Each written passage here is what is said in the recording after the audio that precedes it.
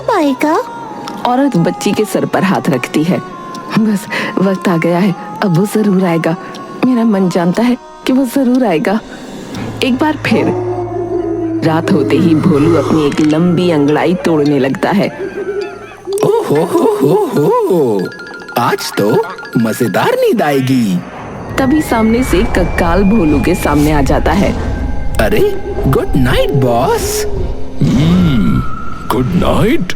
अबे भूत है तू, जाके लोगों को डराओ। कक्काल भोलू के सर पर एक मुक्का मारता है और भोलू नीचे गिरता है। भोलू अब पूरे ताजपुर में इधर उधर उड़ने लगता है।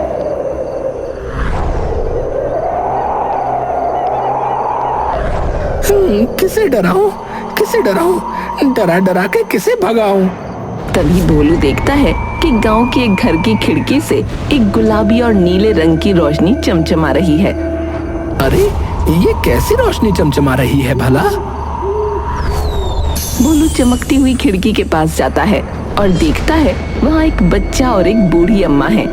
बच्चे के हाथ में कुछ ऐसा है जिससे उसके आसपास की हर जगह तेज प्रकाश से जगमगा रही है। अरे ये इस बच्चे के हाथ में क्या है? तभी अम्मा एक कपड़ा उस जगमगाती हुई चीज पर फेंक देती है। माँ जी, रख उसे अभी के अभी। पर माँ जी, माँ ने उसने चाहे कुछ भी कहा हो, तू कहीं नहीं जाएगा। सो जा चुपचाप। भोलू अपने मुंह पर हाथ रखकर सोचने लगता है। ये क्या गड़बड़ है? इसका तो पता लगाना पड़ेगा। सुबह होते ही भोलू भल्ला के पीछे पीछे निकल पड़ता है और उसका पीछा करते करते उसी के साथ जंगल तक पहुंच जाता है। भल्ला जाकर नदी किनारे बैठ जाता है और भोलू पहले तो उसे छुप छुप के देखता रहता है। भल्ला वही चमकती चीज निकालता है और लेट कर उसे आसमान की तरफ करके देखता रहता है। आखिर ये बवाल है क्या? भल्ला उस चमकते अवशेष को बिना पलक झपकाए एक टक देखता रहता है। माँ, भोलू अपने कानों की ताकत ये सुनने में लगा देता है कि भल्ला बोल क्या रहा है। तभी उसके पीछे से एक कौवा जोर से कांव कांव करता हुआ उड़ते हुए आता है। ए, बचाओ, ये क्या आ गया?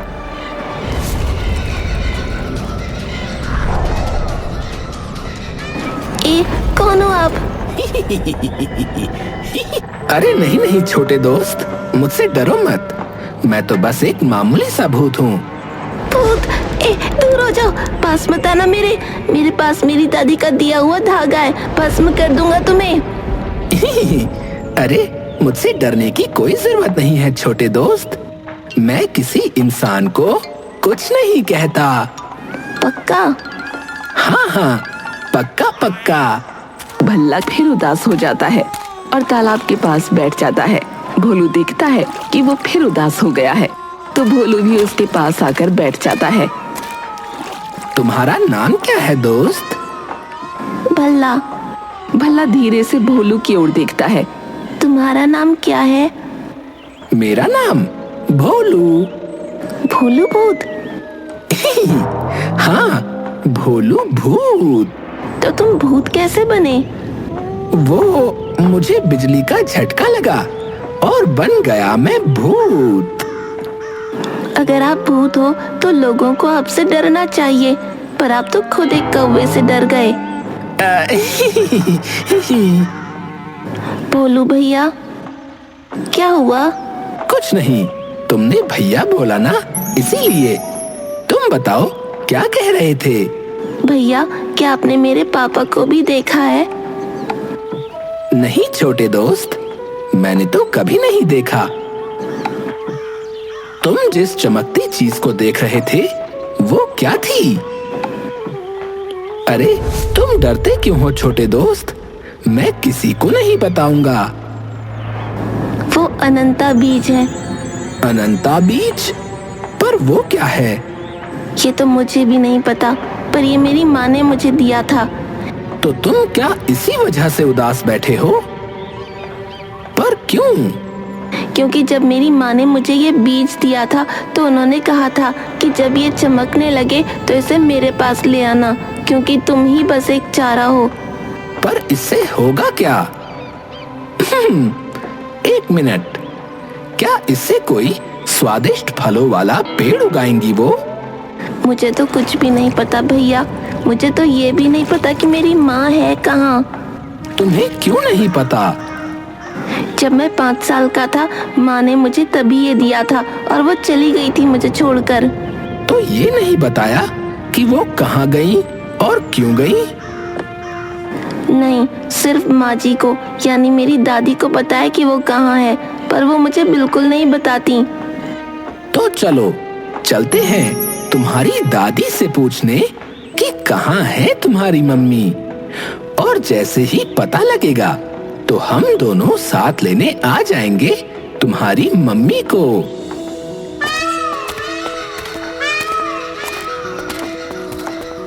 दोनों भल्ला के घर पहुंचते हैं। दादी सामने बैठी चावल साफ कर रही होती हैं। दादी भोलू को देखकर घबरा उठती हैं और भल्ला का हाथ पकड़ उसे अपने पास खींच लेती हैं। ए, दूर हो जा मेरे बच्चे से। इस बच्चे ने तेरा क्या बिगाड़ा है? अरे नहीं नहीं। अरे माँ जी, ये अच्छा है कि मेरी मदद करने आया है। चुप कर भल्ला, तुझे कुछ नहीं पता कि तुझे अपने वश में करना चाहता है। नहीं नहीं अम्मा, तुम डरो मत। भल्ला तो मेरा दोस्त है। मैं तो बस भल्ला की माँ को ढूंढने में उसकी मदद करना चाहता हूँ। क्यों? क्योंकि मेरी भी माँ नहीं थी अम्मा, तो मैं इसका दुख समझता हूँ। और भल्ला की माँ तो अभी जीवित है, बस उन्हें ढूंढना है। कहीं ना जाएगा ये। अगर इतनी ही कदर होती तो छोड़ के ना जाती इसे। अरे अम्मा, तुम हर बात पे हल्ला मचा देती हो। अरे अपने को थोड़ा शांत करो, वरना उम्र घट जाएगी और तुम्हारी तो वैसे ही नहीं बची। ये कहीं ना जाएगा। दादी, मैं तो जाऊंगा क्योंकि माँ को मेरी जरूरत है। इसलिए अनंता बीच चमका है, मुझे मेरी माँ से मिलना है। दादी थोड़ी देर नीचे की ओर देखती है और मुस्कुराने लगती है। तेरे बाप जैसा जिद्दी है तू। दादी अंदर जाती हैं और अंदर से एक लिफाफा लाती हैं। लिफाफे पे सिर्फ एक शब्द लिखा होता है, द्वैध्य कुंज। भल्ला वो लिफाफा खोलने लगता है।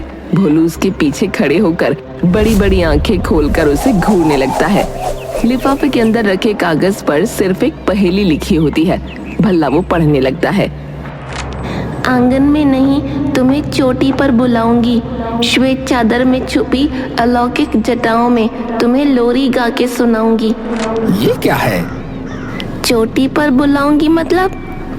चोटी तो पहाड़ी की ही सुनी है।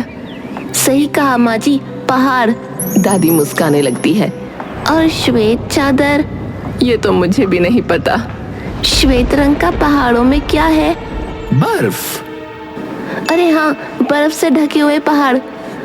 पर ये अलौकिक जटाएं क्या हैं? अलौकिक जटा? माँ ने बताया था मुझे कि ये आलोक शिव जी के कई नामों में से एक है और अलौकिक जटाएं यानी शिव जी की जटाएं। पर वो कहाँ है पहाड़ों में? शिवालिक, हिमाचल। भल्ला दादी की ओर देखता है और आगे बढ़कर उनके पांव छूता है। आशीर्वाद दो दादी। चलो भोलू भैया। आयुष्मान भव। ध्यान रखना भोलू मेरे पोते का, नहीं तो तुम्हें भस्म कर दूंगी। अरे दादी, चिंता मत करो, भोलू है ना, कुछ नहीं होने देगा। चलो छोटे दोस्त।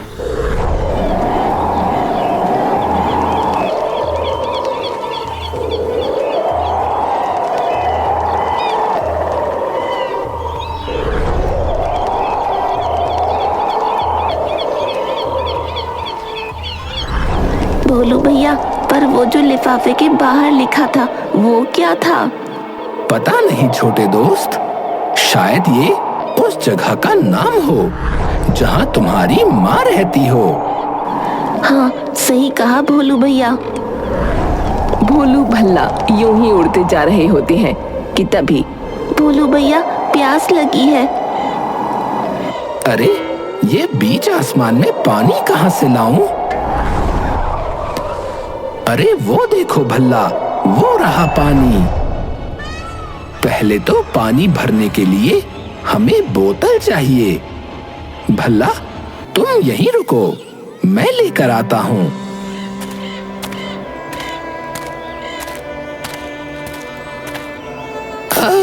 बहन जी, आपके पास पानी की बोतल मिलेगी क्या?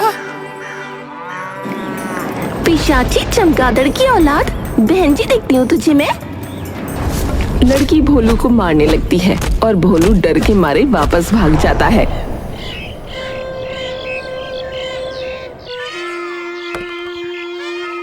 भोलू कैसे न कैसे बोतल ढूंढ कर ले आता है और पानी भरने के लिए चला जाता है। प्याऊ पर बहुत लंबी लाइन लगी होती है। भोलू लाइन में सबसे आगे पहुंच जाता है पानी भरने, जहां एक औरत अपनी टोकनी में पानी भर रही होती है। भोलू बोतल में पानी भरकर भल्ला के पास लाता है। ये लो। भल्ला सारा पानी पी जाता है। भैया और प्यास लगी है। क्या? भोलू जैसे तैसे फिर से पानी लेकर आता है। भल्ला सारा पानी फिर खत्म कर देता है। भैया और। भोलू फिर पानी लाता है।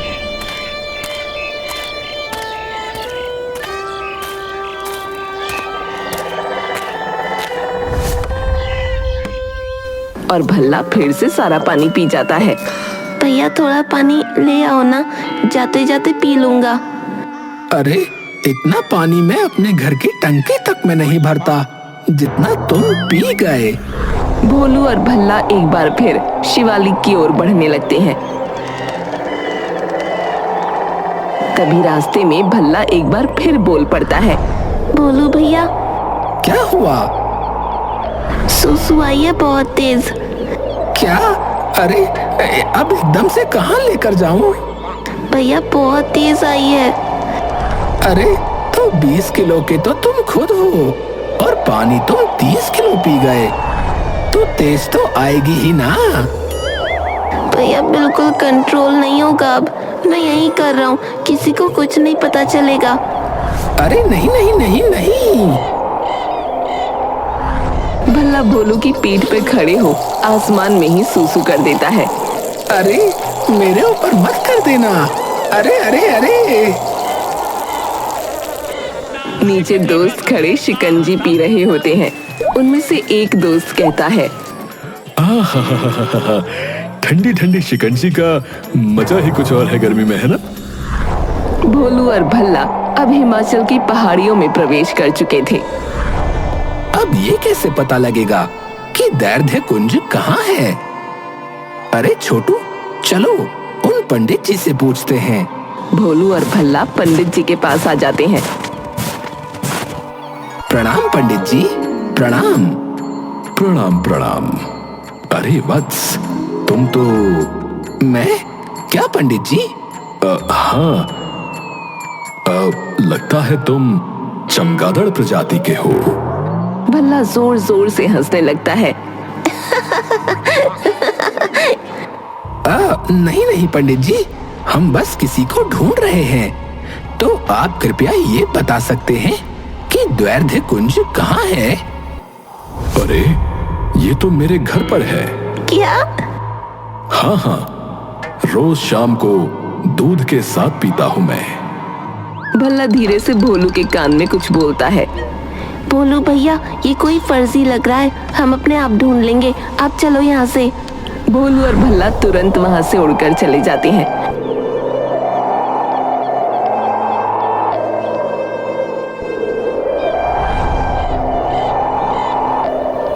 और अंततः वो शिवालिक पर्वत की चोटियों पर आ जाते हैं। बर्फीले पहाड़, चारों तरफ बर्फ ही बर्फ। ये लो, शिवालिक भैया आ गए। अब यहाँ से कहाँ जाएं छोटू दोस्त? माँ ने कहा था कि ये तो शायद हमें सबसे ऊंचे पहाड़ पर जाना है। भोलू और भल्ला एक बार फिर उड़ान भरते हैं। भोलू भैया रुको। क्या हुआ? भल्ला जेब से अनंत बीज निकालता है, जिसकी चमक कपड़ा ढके होने के बावजूद भोलू और भल्ला की आंखों में चुभ रही होती है। भल्ला कपड़ा हटाता है और कपड़ा हटाते ही प्रकाश का हर नीला और गुलाबी कण बिखरकर बीच गगन में एक रास्ता बना देता है। ये क्या है? माँ तक पहुँचने का रास्ता। अब कस के पकड़ना भल्ला। भोलू अब पूरी तेजी से उस रास्ते पर बढ़ने लगता है। आगे जाकर रास्ता खत्म हो जाता है। उड़ते रहना भोलू भैया, मुझे आभास हो रहा है कि हम पहुंचने ही वाले हैं। भोलू उड़ता रहता है और क्षण भर में ही वो आकाश में एक अदृश्य दीवार लांघ जाते हैं और किसी अनजान जगह पर आ जाते हैं। जैसे ही दोनों उस जगह पहुंचते हैं, दोनों सीधा नीचे आ गिरते हैं। अरे लग गई रे। आई। ये क्या था भैया? तभी अचानक एक आवाज भोलू और भल्ला का ध्यान अपनी ओर खींच लेती है। कौन हो तुम दोनों? भोलू उठकर देखता है, उनके सामने एक शेर और भेड़िया इंसानों की तरह हाथ में चेकिंग के लिए स्कैनर लिए खड़े होते हैं। इधर आओ दोनों। और ये कैसे आए? भल्ला डरकर भोलू से चिपक जाता है। अरे इधर आओ, चेकिंग करनी है तुम्हारी। भोलू भैया, मुझे माँ के पास जाना है, पापा के पास नहीं। भोलू उनसे बात करने के लिए आगे बढ़ता है। देखिए, हम सिर्फ यहाँ इस बच्चे की माँ को ढूंढने आए हैं। क्या नाम है तुम्हारी माँ का? देवयानी। अचानक शेर और भेड़िया बिना आवाज के ठिठक जाते हैं और उनकी आंखें स्तब्ध रह जाती हैं। तुम्हारे पास अनंत बीज है? और तभी भल्ला जेब से अनंत बीज निकालता है। भेड़िया और शेर तभी के तभी अपने एक घुटने पर बैठकर भल्ला को नमन करते हैं। अरे ये क्या कर रहे हो? चुप रहो तुम चमगादड़ रूपी मानव। हम तुम्हें नहीं, अनंत पुत्र को नमन कर रहे हैं। आप जानते हैं मेरी माँ कहाँ है? जी अनंत पुत्र, आइए हम आपको उनके पास ले चलते हैं। आखिरकार हमारे पालनहार आ ही गए। भेड़िया और शेर उन्हें द्वैध्य कुंज ले जाते हैं। जैसे ही वो वहाँ पहुँचते हैं, वहाँ बंजर भूमि और ध्वंस देखकर शोकाकुल हो जाते हैं। यहाँ क्या हुआ था? हमारा द्वैध्य कुंज बिना अनंत बीज के धीरे धीरे खत्म हो रहा है। तो अगर ये बीज बचा सकता था तो माँ इसे अपने साथ क्यों नहीं लाई? हर 5000 साल में ये बीज सिर्फ एक बार चमकता है और जैसे ही वो खिलता है, उसे फिर से वृक्ष की जड़ों में अर्पण करना होता है, जिससे इस पूरे लोक को और उसके हर वासी को ऊर्जा मिलती है। पर लगभग 20 वर्ष पहले कुछ अंधकारमयी शक्तियां इस लोक में प्रवेश कर गईं। उन्होंने चारों ओर हाहाकार और विनाश फैला दिया। रक्षकों ने पूरे साहस से डटकर गांव की रक्षा तो की, पर बुजुर्गों ने समझ लिया कि असली खतरे को रोकने के लिए अनंत बीज को द्वैध्य कुंज से दूर ले जाना होगा। उन्होंने तुम्हारी मां को चुना, क्योंकि एक प्राचीन भविष्यवाणी में कहा गया था कि वो भूरलोक में किसी से मिलेंगी जो लोगों का रक्षक बनेगा। शुरुआत में सबको लगा कि वो व्यक्ति तुम्हारे पिता होंगे, पर विधि को कुछ और ही मंजूर था। उनके जाने के बाद आप जन्मे और फिर आपकी मां ने आपके हाथों में सौंप दी अनंत मणि की जिम्मेदारी। चलिए अनंत पुत्र, सभी आपकी प्रतीक्षा कर रहे हैं। वैसे भविष्यवाणी में एक बात और थी कि आप अपने किसी सच्चे बलवान के कंधे पर बैठ कर आएंगे, पर आप तो चमगादड़ की पीठ पर आए हैं।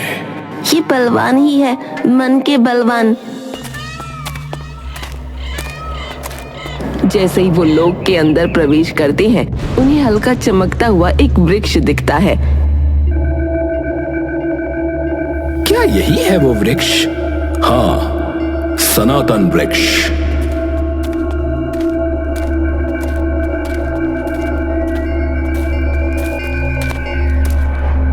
माँ,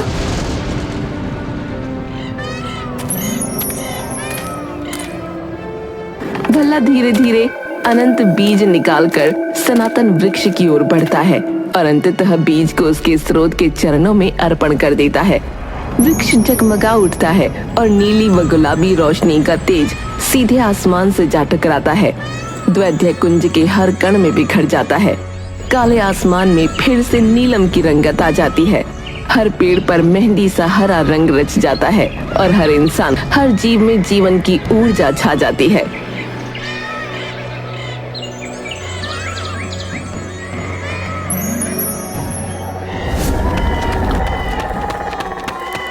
नहीं नहीं, रोना नहीं है। तुम तो अपनी माँ से भी बहादुर हो। माँ, तुम क्यों छोड़ के आई मुझे? मुझे माफ करना बेटा, पर यहाँ कुछ बुरे लोग आ गए थे जिन्होंने इस जगह को पूरी तरह खराब कर दिया था। माँ, तो क्या पापा भी यहीं रहते थे? दिव्यानी ये सुनकर अपने आंसू रोक नहीं पाती। नहीं, पर काश रहते। तभी पीछे से भोलू आता है।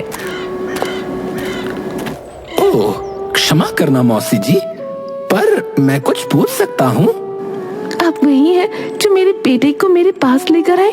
जी। आपका बहुत बहुत आभार। मैं आपके चरणों में पड़ जाऊं तो भी कम होगा। अरे बाप रे, मौसी जी, नहीं नहीं, मुझे तो बस ये पूछना है कि ये लोग इतना छुपा हुआ क्यों है? क्योंकि सारे ब्रह्मांड से आए लोग यहाँ रहते हैं। ये जगह बाकी दुनिया से बहुत अलग है। यहाँ न कोई भेदभाव है, न कोई बुराई। हर क्षेत्र में बाहरी दुनिया से बहुत ज्यादा लोग हैं इस लोक में, तो बुरे लोगों को इसका पता न चल जाए, इसलिए कुछ देवताओं ने, जिन्होंने इस लोक की रचना की थी, इस पर मायावी चोला ढक दिया कि कोई भी बुरी ताकत या नियत इसके पास आए तो ये चोला उसे अंदर न आने दे। तो मुझे ही क्यों दिया वो बीज माँ? क्योंकि तुम मेरा हिस्सा हो भल्ला। तुम रक्षक हो हम सबके। तुम्हारे मन में तुम्हारे पिता की कोमलता है और तुम्हारे खून में मेरा प्रण। और कुछ पूछना है? नहीं, बस अब तुम मेरे पास रहना माँ। हमेशा तुम्हारे पास रहूंगी मेरे अनंत पुत्र।